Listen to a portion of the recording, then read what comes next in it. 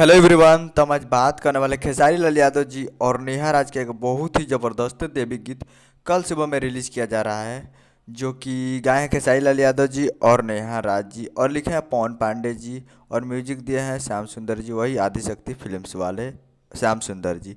तो म्यूजिक बहुत ही ज़बरदस्त होगा। तो ये आपको स्क्रीन के ऊपर दिखाई दे रहा है। जिस सॉन्ग का नाम है देखे आइल बारू मूर्ति की हमके।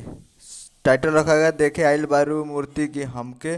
बहुत ही ज़बरदस्त देवी गीत 2022 का पांचवा देवी गीत है और Adishakti films Bhojpuri YouTube channel पे कल सुबह में इस सॉन्ग को रिलीज़ किया जा रहा है, जिस सॉन्ग को लिखे हैं पवन पांडे जी।